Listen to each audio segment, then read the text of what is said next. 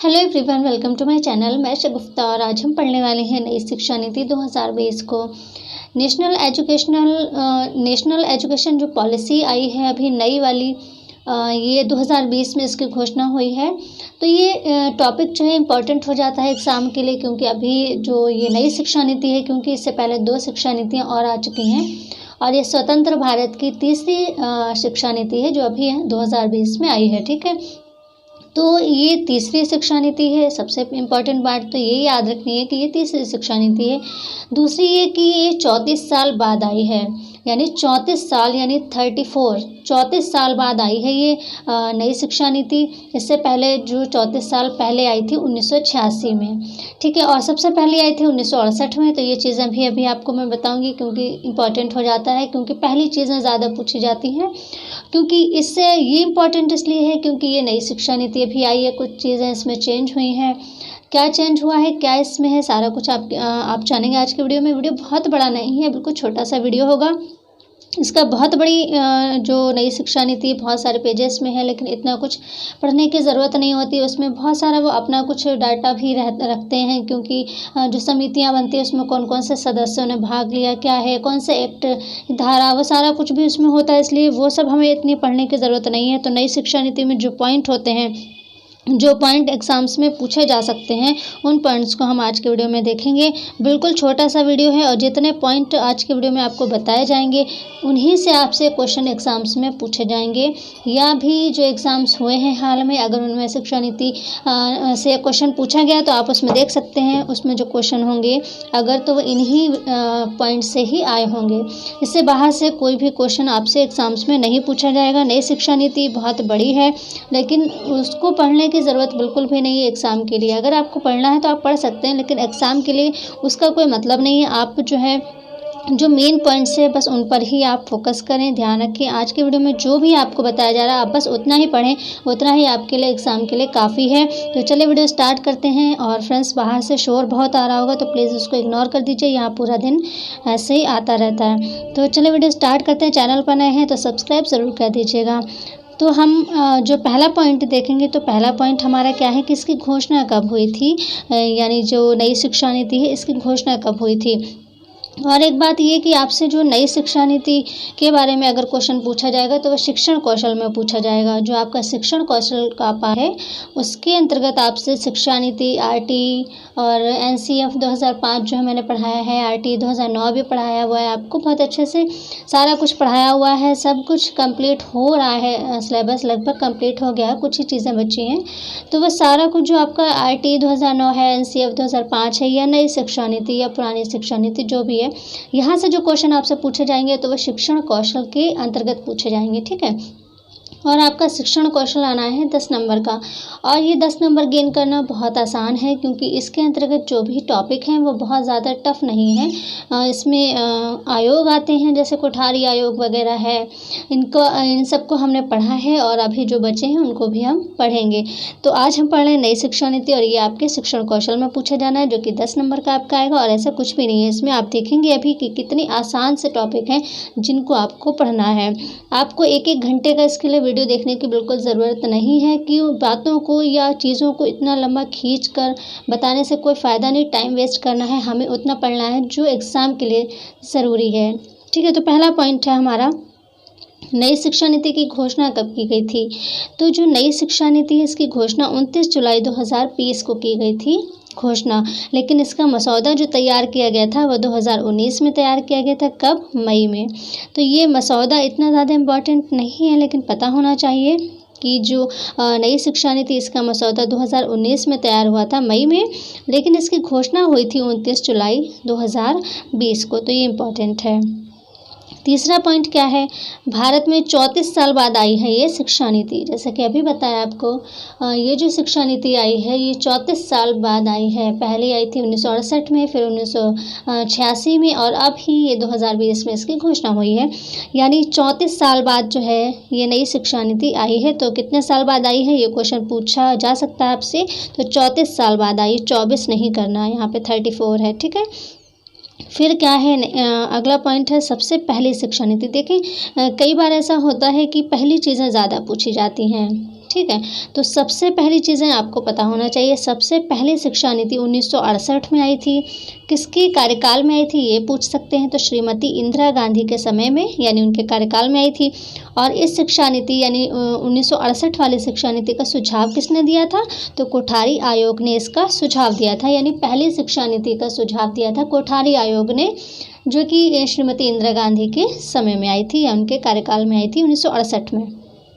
दूसरी शिक्षा नीति जो कि अपने आप में बहुत ज़्यादा इम्पॉर्टेंट रही 1986 वाली, दूसरी शिक्षा नीति 1986 में आई। किसके कार्यकाल में आई, राजीव गांधी जी के कार्यकाल में आई। इसमें कौन सा मॉडल था, 10+2+3 का मॉडल था, ठीक है, जो कि अभी तक चला आ रहा था। ये था दूसरी शिक्षा नीति में, जो कि 1986 है। और 1986 वाली जो शिक्षा नीति है इसके बारे में बहुत सारी चीज़ें आपको RTE वाले वीडियो में देखने को मिल जाएंगी, अगर आपको इसके बारे में कुछ पढ़ना है, क्योंकि ये इम्पॉर्टेंट है। जो 1986 वाली शिक्षा नीति है इसमें बहुत सारी चीज़ें इम्पॉर्टेंट हैं। तो जो दूसरी शिक्षा नीति 1986 वाली है इसकी बहुत सारी बातें आपको RTE 2009 वाले वीडियो में मिल जाएंगी। आई थिंक उसके 2 वीडियो RTE 2009 के पड़े हुए हैं, आप देख सकते हैं, उनमें आपको मिल जाएगा। तो ये इम्पॉर्टेंट है, क्योंकि देखा जाए तो अभी तक 1986 वाली ही चल रही है, लेकिन अब जो है नई शिक्षा नीति आ गई है तो वह धीरे धीरे लागू होने लगी है और वो चल रही है, ठीक है। तो दूसरी शिक्षा नीति 1986 में आई थी, राजीव गांधी जी के काल में आई थी, और इसमें 10+2+3 का मॉडल आया था, जो कि अभी ये मॉडल चेंज हो गया है। फिर क्या है छठा पॉइंट, तीसरी शिक्षा नीति, यानी ये तीसरी शिक्षा नीति है जो नई शिक्षा नीति आई है, ये तीसरी शिक्षा नीति है। यह पूछा जाता है तो स्वतंत्र भारत की ये जो 2020 में शिक्षा नीति आई ये कौन से नंबर की है, तो स्वतंत्र भारत की ये तीसरी शिक्षा नीति है। यानी इससे पहले 2 शिक्षा नीति आई हैं 1968 में और 1986 में, और अभी ये तीसरी आई है। तो तीसरी शिक्षा नीति किसके कार्यकाल में आई है, श्री नरेंद्र मोदी जी के कार्यकाल में आई है तीसरी शिक्षा नीति। 7वां सबसे ज़्यादा इम्पोर्टेंट आता है सवाल कि ये जो शिक्षा नीति है वो किसकी अध्यक्षता में आई है या इसका सुझाव किसने दिया। जैसे अभी आपने देखा कि पहली जो शिक्षा नीति थी उसका सुझाव दिया था कोठारी आयोग ने। इसी तरह से अगर पूछा जा सकता है कि तीसरी शिक्षा नीति जो है यानी कि जो नई शिक्षा नीति है उसका सुझाव किसने दिया या किसकी अध्यक्षता में आई।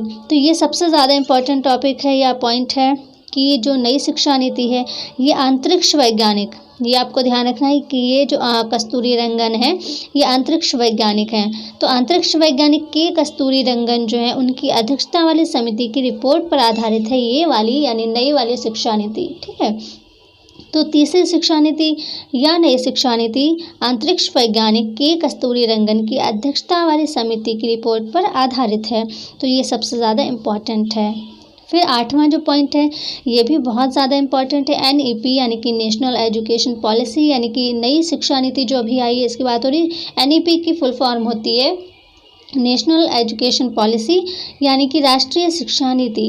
और यहाँ पर बात हो रही राष्ट्रीय शिक्षा नीति 2020 की, यानी कि नई शिक्षा नीति की बात हो रही। तो उसके तहत केंद्र व राज्य सरकार के सहयोग से शिक्षा के क्षेत्र पर देश की GDP के 6% हिस्से के बराबर निवेश का लक्ष्य रखा गया है। तो ये सबसे ज़्यादा इम्पॉर्टेंट है, यहाँ पर परसेंटेज पूछी जा सकती है। तो याद रखनी है आपको जो राष्ट्रीय शिक्षा नीति है या जो नई वाली शिक्षा नीति है उसके तहत केंद्र व राज्य सरकार के सहयोग से, यानी दोनों के सहयोग से, ठीक है, केंद्र व राज्य सरकार के यानी दोनों के सहयोग से शिक्षा के क्षेत्र पर देश की GDP जो होती है, ठीक है, GDP को भी आपको अभी पढ़ाना है, आपका इकोनॉमिक्स का भी वीडियो आने वाला है। तो देश की GDP के 6% हिस्से के बराबर निवेश का लक्ष्य रखा गया है किसमें, नई शिक्षा नीति 2020 में। तो ये सबसे ज़्यादा इम्पॉर्टेंट पॉइंट हो जाता है, तो आप इसको भी ध्यान से नोट करें। अब हम देखते हैं जो नई शिक्षा नीति आई है 2020 वाली, इसके प्रमुख बिंदु देख लेते हैं, इसमें क्या क्या चीज़ें हैं।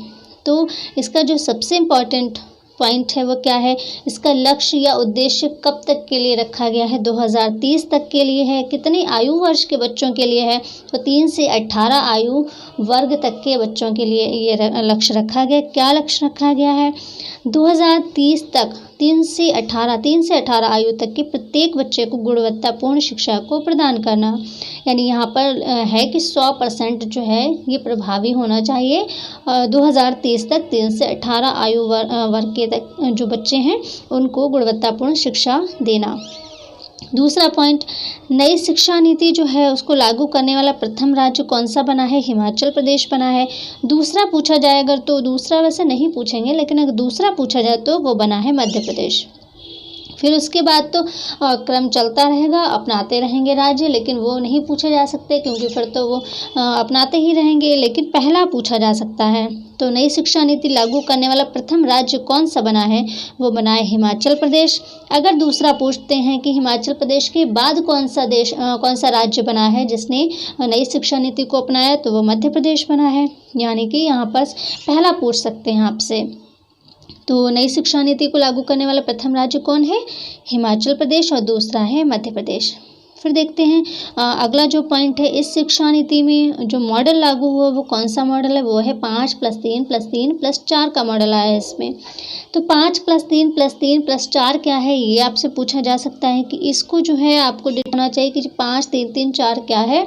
तो 5 जो है, देखिए एक एक चीज़ को आप समझें। ये जो 5 है, 5 में 3 साल प्री प्राइमरी के और 2 साल प्राइमरी के जोड़ दिए गए हैं। यानी 3 साल प्री प्राइमरी के और फर्स्ट और सेकंड क्लास जो होती है प्राइमरी में, फर्स्ट और सेकंड क्लास को भी इसमें जोड़ दिया गया है प्री प्राइमरी के साथ में। तो अब ये हो गया क्या? 5 साल, ठीक है। यानी 5 साल कौन से? प्री प्राइमरी के 3 साल और फर्स्ट और सेकंड क्लास को भी उसमें जोड़ दिया गया, तो 5 साल ये हो गए। फिर फर्स्ट सेकंड तो इसमें आ गया, 5 में बचा क्या? थर्ड फोर्थ फिफ्थ, वो ये हो गया 3, यानी थर्ड फोर्थ फिफ्थ ये हो गया 3। अब ये वाला 3 क्या हो गया? 6 7 8, ठीक है, ये 3 हो गया। अब ये फोर्थ क्या बचा है? 9 10 11 12, यानी 12th तक, यानी इंटर तक ये हो गया 4। तो ये मॉडल नई शिक्षा नीति में आया है 5 3 3 4 को, और इसमें फर्स्ट सेकंड क्लास को प्री प्राइमरी में जोड़ दिया गया है।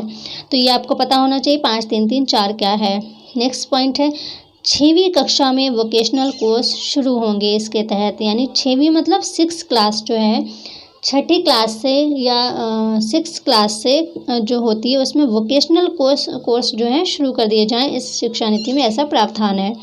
फिर नेक्स्ट क्या है, इम्पॉर्टेंट है ये वाला पॉइंट, मानव संसाधन विकास मंत्रालय का नाम शिक्षा मंत्रालय किया गया। आपको पता होगा, पहले भी ये बताया हुआ है।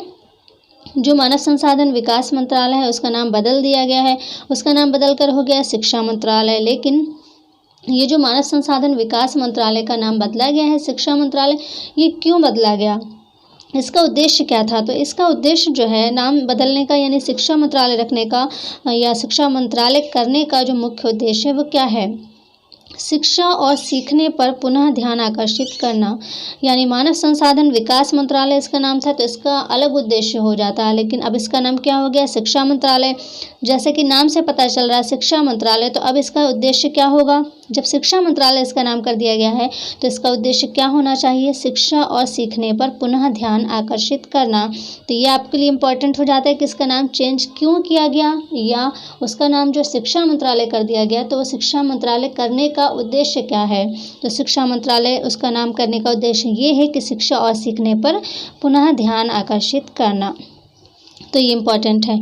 फिर है इसके जो शिक्षा मंत्रालय इसका नाम कर दिया गया है, यानी कि मानव विकास मंत्रालय जो था पहले मानव संसाधन विकास मंत्रालय, उसका जो नाम बदल दिया गया शिक्षा मंत्रालय, तो उसके पहले शिक्षा मंत्री कौन है? वो है रमेश पोखरियाल निशंक। आप सभी ने इनका नाम सुना होगा, रमेश पोखरियाल निशंक। ये इसकी प्रथम शिक्षा मंत्री कहलाएंगे, ठीक है, शिक्षा मंत्रालय के। फिर है नेक्स्ट पॉइंट, यह स्वतंत्र भारत की तीसरी शिक्षा नीति होगी या है, ठीक है, क्योंकि पहली आई थी 1968 में, फिर 1986 में आई थी, और अब ये 2020 में, तो ये तीसरी स्वतंत्र भारत की शिक्षा नीति है। तो ये आपको ध्यान रखना है कि तीसरी है, 34 साल बाद आई थी, ये भी ध्यान रखना है। फिर है NEP, इसकी फुल फॉर्म क्या है NEP की? तो नेशनल एजुकेशन पॉलिसी, हिंदी में क्या कहेंगे इसको? राष्ट्रीय शिक्षा नीति। देखिए, इससे जो नई शिक्षा नीति से जो जो क्वेश्चन बन सकते हैं बस वही यहाँ पर लिया गया है। बाकी तो पढ़ने को बहुत बड़ा इसमें बहुत सारे पेजेस में है, आप चाहें तो डीपली पूरा पढ़ सकते हैं इसको, कहीं भी आपको साइट पर मिल जाएगी। लेकिन उसको एग्ज़ाम के लिए अगर आप पढ़ रहे हैं तो इतने पॉइंट आपके लिए काफ़ी हैं, क्योंकि फिर और कुछ आपसे नहीं पूछा जाएगा, बस यहीं से पूछा जाना है आपसे जो भी पूछा जाएगा। क्या फुल फॉर्म पूछ सकते हैं NEP, ठीक है। तो यहाँ से आपने देख ली नेशनल एजुकेशन पॉलिसी, और हिंदी में कहेंगे इसको राष्ट्रीय शिक्षा नीति। नेक्स्ट पॉइंट, NEP 2020 यानी कि शिक्षा नीति जो है 2020 वाली यानी नई शिक्षा नीति में कक्षा 5 तक की शिक्षा में मातृभाषा, स्थानीय या क्षेत्रीय भाषा को अध्यापन के माध्यम के रूप में अपनाने पर बल दिया गया है। सबसे ज़्यादा इम्पॉर्टेंट पॉइंट है ये नई शिक्षा नीति का कि इसमें क्या किया गया है। इसमें कक्षा 5 तक अंग्रेज़ी विषय जो है उसको जो पहले कक्षा 5 तक जो इंग्लिश की किताब होती ही थी यानी अंग्रेज़ी कंपलसरी थी, लेकिन अभी क्या कर दिया गया है, उसको हटा दिया गया है, कंपलसरी नहीं है।